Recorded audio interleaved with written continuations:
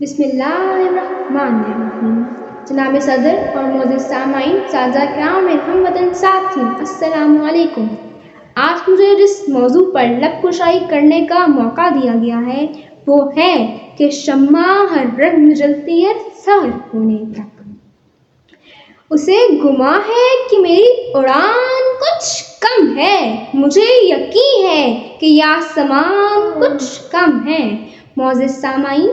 یہ مانا کہ ہم پہ ہمیشہ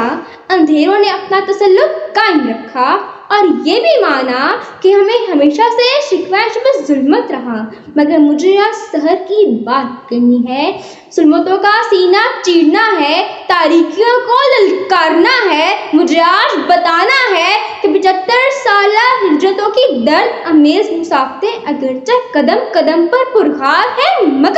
مگر میں اپنی آبلا پائی سے آنے والوں کے لیے اپنے وطن کے رہ گزر کا نشان مرتسم کرتی چلی جاؤں گی۔ ہمیں خبر ہے کہ ہم ہیں چراغ آخر شب، ہمارے بعد اندھیرا نہیں اجالا ہے۔ معزز سامعین، زیر بحث موضوع میں شمع سے مراد ہمارے دل اور دماغ کی سوچ ہے۔ جو خیالات، جو صلاحیت اور جو سوچ ہمارے دماغ میں موجود ہے، اسے تلاش کرنے کی ضرورت ہے، اور پھر اس میں جوش و ولولے کی آگ پیدا کرنا بھی ضروری ہے۔ جناب صدر، یہی کلیہ نگار خاتون کے پاس تھا جو پاکستان کی پہلی لیفٹیننٹ جنرل نگار جوہر بنی، اور یہی انفرادیت پاکستان کی پہلے ماہر تعمیرات خاتون جو قوم کی بیٹیوں کے لیے یاسمین لاری کے نام سے جانی گئی، اور یہی جذبہ سارہ قریشی کے پاس تھا جنہوں نے قوم کی بیٹیوں کو دکھایا کہ وہ بھی آپریشن انجینئرنگ کر کے پوری دنیا کو حیران کر سکتی ہیں، اور یہی شمع پروین رحمان کے پاس تھی جنہوں نے ذہنی پستی کے دلدل میں پھنسے لوگوں کو اپنے شوق کی دولت بانٹی، یہاں تک انہیں شہید کر دیا گیا، مگر آج بھی ان کا ٹرسٹ لوگوں کی فلاح کے لیے چل رہا ہے۔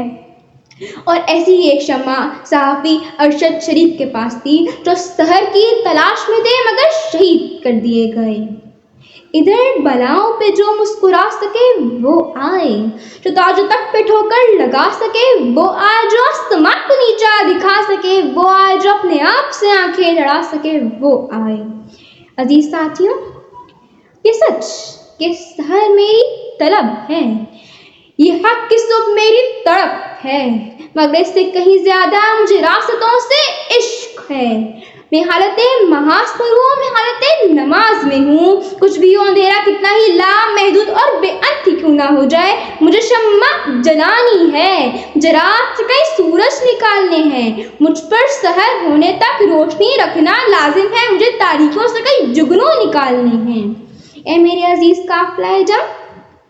میرے ملک میں اپنے حصے کی شمع جلانے والوں نے افسانوں کے افسانے، مسالوں کی مسالے رقم کر رکھی ہیں۔ زندگی شمع کی صورت تو خدایا میری کمری تفسیریں موجود ہیں کہ جب ملک دشمن عناصر نے میرے اس وطن کے مکتب اور درسگاہوں کو خون میں رگڑنے کی کوشش کی تو میں اعتزاز حسن بن کے شکوہ شبہ ظلمت میں شمع بن کے ابھری، اور یہ ثابت کیا کہ شمع ہر رنگ میں جلتی ہے سحر ہونے تک۔ جناب صدر،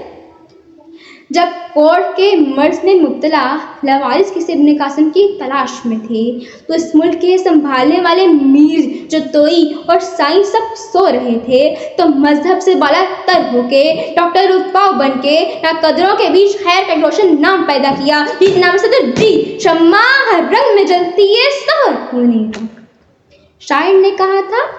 ہو میرے دم سے یوں ہی میرے وطن کی زینت، تو جب خارج درندہ صرف وزیرستان، باجوڑ اور خیبر کو یزید بن کے میدان کربلا بنانے کی کوشش کر رہے تھے، تب یہ خاکی وردی تن پہ اوڑے، سب سارے پرچم سینے پہ سجائے اور اپنے ملک کا عہد کندھوں پہ اٹھائے بول رہے تھے کہ اے پتر ہٹاتے نہیں وکتے